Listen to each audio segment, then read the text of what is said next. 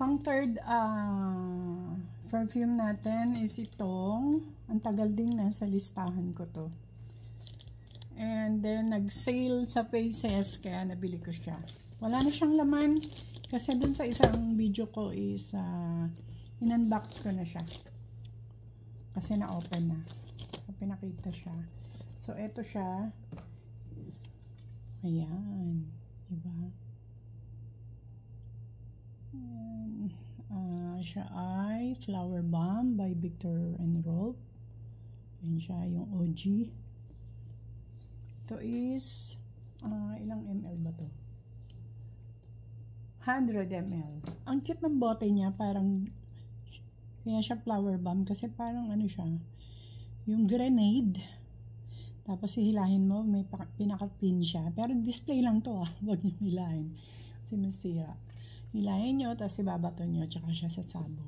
So, yung amoy niya pasabog. Medyo ano to kaamoy ka-vibes talaga siya. And medyo kaamoy ng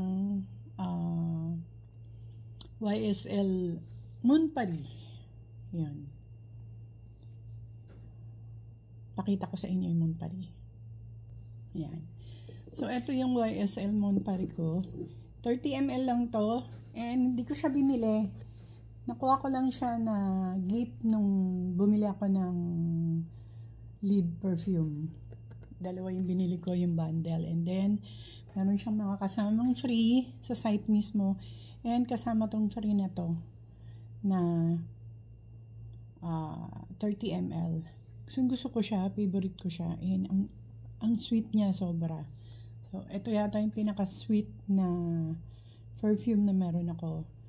Bukod dun sa Scandal Scandal by Night. Parang ganun. So, ayan siya. So, ka-vibes niya to. Kaamoy niya. Kaya lang, ito, medyo heavy.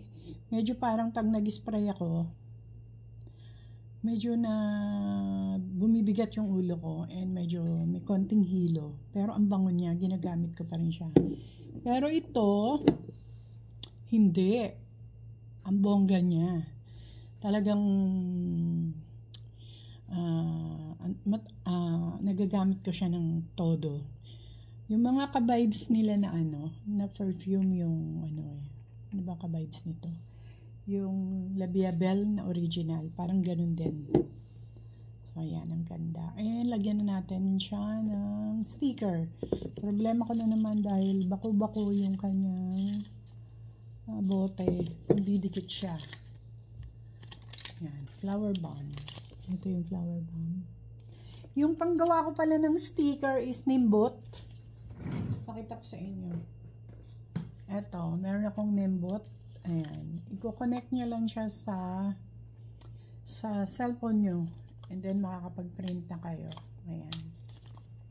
Siyempre, bibili nyo yung papel. Pero pag binili nyo naman yung machine, may kasama na siya.